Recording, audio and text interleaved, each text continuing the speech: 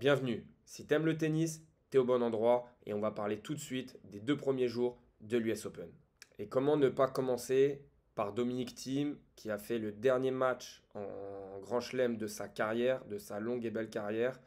Alors forcément, bon, on s'attendait pas à grand-chose contre Ben Shelton, le local. Mais en tout cas, c'est assez symbolique de voir l'US Open lui avoir donné une wildcard. C'est quand même une très belle chose. Il y avait eu quelques débats autour de Roland Garros, un peu moins forcément autour de Wimbledon, mais ça fait plaisir. Et on se rappelle forcément qu'il avait été champion pendant le Covid. C'est d'ailleurs depuis ce moment-là que sa carrière a pris un autre tournant.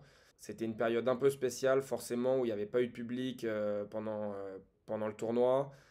Donc est-ce qu'il l'a vécu de la meilleure des manières? On ne le saura jamais. On sait que derrière, il y a eu les blessures au poignet. Il y a forcément eu aussi un petit peu de décompression. En tout cas, on arrive à la fin de sa carrière. Il est encore jeune. C'est ça qui est fou.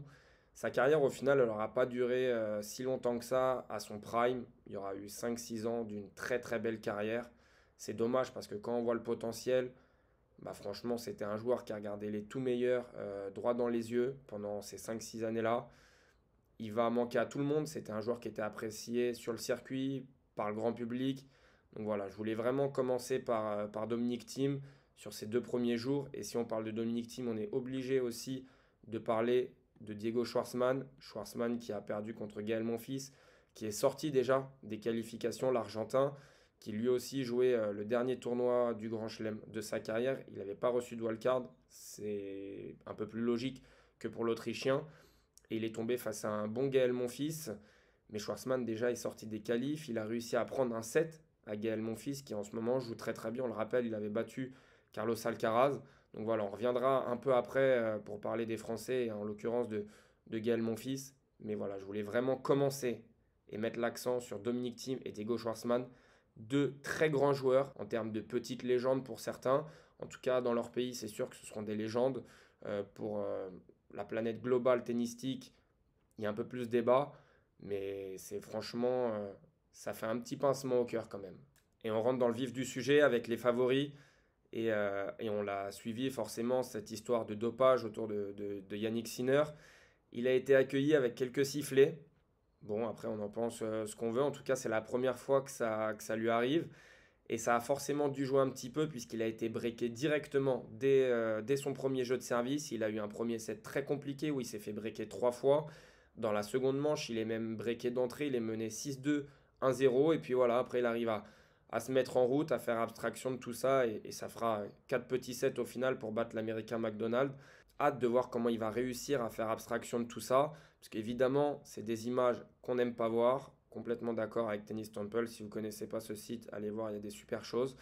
Et de l'autre côté, on a Carlos Alcaraz, voilà, José Morgado, qui est un super journaliste d'ailleurs, un petit résumé. 21 ans, c'est déjà sa 60e victoire en Grand Chelem. Je ne sais pas si on arrive à situer le bordel. C'est sa 15e victoire consécutive en Grand Chelem, on le rappelle. Il a gagné Roland Garros, il a gagné Wimbledon, et là il vient de faire 15e victoire de suite. Et à l'US Open, on n'en parle pas assez, parce qu'il a déjà gagné l'US Open, 17-2 à l'US Open. C'est complètement fou. Franchement, ça, c'est des stats grotesques. Franchement, c'est des stats qu'on voyait chez Rafa, chez Djoko, chez Federer. On ne se rend pas compte de ce qu'est en train de faire ce petit bonhomme sur la planète tennis. On va suivre ça de très près. Et de l'autre côté du tableau, on a l'ancien Novak Djokovic qui met des petits coups de pression au tournoi. J'aime bien les night sessions, mais peut-être pas aussi tard. Il a joué son premier tour en dernière rotation, après le match de Clara Burel, qui a duré assez longtemps suite à une belle remontée, on y reviendra après. Et il a dit, voilà, moi j'ai plus envie de jouer en deuxième rotation. Forcément, on se souvient de ce qu'il avait fait à Roland Garros contre Musetti, ça lui avait un petit peu tué son tournoi. Et ben bis repetita, ce soir il est programmé en deuxième rotation de la night. Il va apprécier forcément le Serbe. J'ai hâte de voir sa communication par rapport à ça. On va laisser faire son match. Forcément, il joue de gérer son compatriote serbe. C'est jamais simple. C'est jamais simple. La dernière fois que se sont affrontés en Grand Chelem, Djokovic était mené 2-7-0. Il avait laissé beaucoup de force. Il aime pas jouer les compatriotes. Et en plus, cette fois en deuxième session de Night. Donc on va voir ce que ça donne. puis maintenant, parlons des favoris un petit peu cachés, en tout cas des vrais gros outsiders. On a Medvedev qui est ici, qui a joué contre Lajovic, qui a perdu un petit set et qui va jouer contre Marozan. Normalement, c'est dans ses cordes, clairement. Marozan, c'est un joueur qui peut prendre feu, mais Medvedev, il a tout pour éteindre l'incendie. Et on a aussi Alexander Zverev, voilà, c'est les deux qu'on surveille de très près avec les trois qu'on vient d'évoquer. Zverev, bon, il a fait du Zverev. Au final, ça fait 2-3-2. Mais j'ai regardé son match. Franchement, le deuxième set, c'est une purge. Le tie-break qu'il produit face à Marterer, c'est catastrophique. Donc, il a fait du Zverev. On sait que même sans bien jouer, il arrive souvent à s'en sortir, hein. Voilà, forcément, quand on voit le score, on se dit que ça a été. Mais je ne suis pas forcément rassuré par son niveau de jeu. Il jouera au prochain tour Alexandre Müller, le français. Donc c'est un match que forcément je vais suivre avec attention. Et on en parlera dans quelques jours. Maintenant, petit tour d'horizon des Français. Alors je ne pourrais pas tous les évoquer forcément. Mais on va commencer évidemment par Clara Burel, qui était menée 6-0, 3-0. Il n'y avait pas de match, il y avait un peu plus de 30 minutes de jeu. C'était en night face à Stephens. Bon, forcément, Stephens, on le rappelle toujours, même si ce n'est plus que l'ombre d'elle-même, c'est la lauréate de 2017. Elle avait gagné l'US Open. C'était quand même il y a 7 ans, donc ça vaut plus grand-chose forcément aujourd'hui. Mais c'est quand même fou d'être mené 6-0, 3-0, 30-15 et de réussir à basculer le match, sachant qu'elle revient, elle gagne le deuxième set et le troisième set, il y a encore un scénario un peu fou où Stephen resserre pour le match. Grosse perf de la française, forcément, c'est des scénarios assez lunaires, donc chapeau, mademoiselle. Enfin, Arthur Fils ne joue pas contre Matteo Arnaldi, ça a fait rire un petit peu tout le monde. Il avait un tirage que personnellement je trouvais assez piège, même si la défaite était interdite. Il a joué le jeune américain de 18 ans, Tien, qui franchement monte très bien sur le circuit secondaire. Il gagne beaucoup, beaucoup de matchs. C'est un gaucher qui se déplace très bien. Arthur Fils a fait le job. Il a eu un peu de mal à conclure. Il a conclu au bout de sa 8e balle de match. On sentait un peu de tension.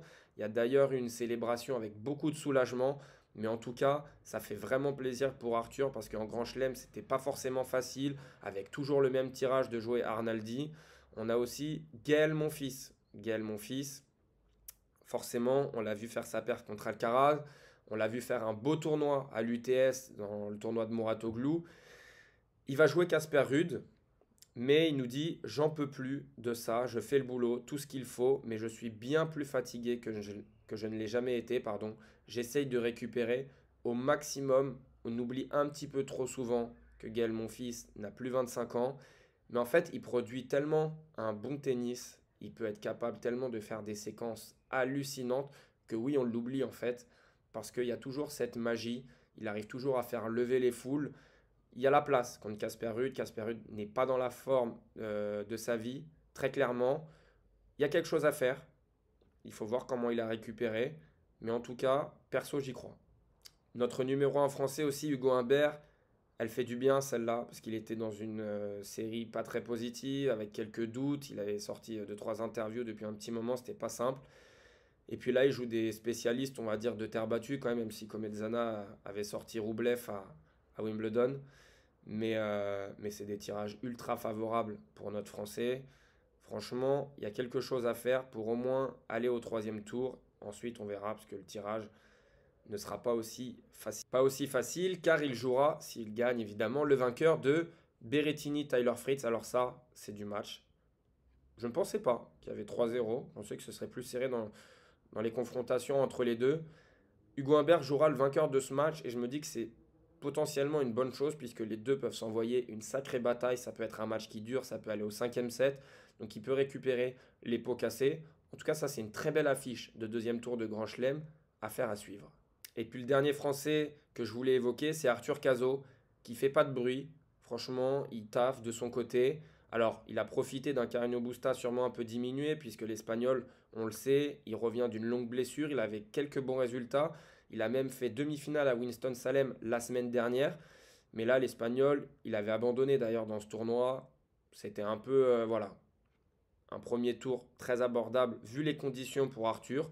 Au prochain tour, attention, Brandon Nakashima. Bon, l'Américain vient de battre, je suis gentil, hein, Holger Rune, très clairement.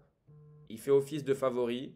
l'Américain, mais on sait qu'Arthur Cazaux, il l'a montré à l'Open d'Australie, il est capable de faire des très grosses perfs, et j'ai l'impression que c'est le genre de moment, les grands chelems comme ça, où lui, il arrive à l'aborder assez sereinement.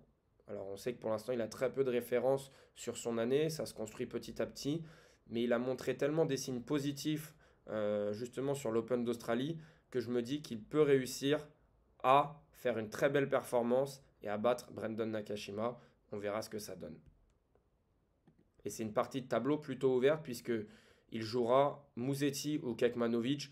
Franchement, entre les quatre joueurs, oui, tu en as un ou deux qui se démarquent forcément. On va dire Nakashima et Musetti sont favoris, mais ça reste quand même très ouvert pour espérer faire quelque chose. Pareil, Musetti, ça commence à faire beaucoup de matchs dans l'enchaînement. On sait que voilà, il peut laisser quelques plumes. Kekmanovic peut faire durer le match, il peut même peut-être s'en sortir.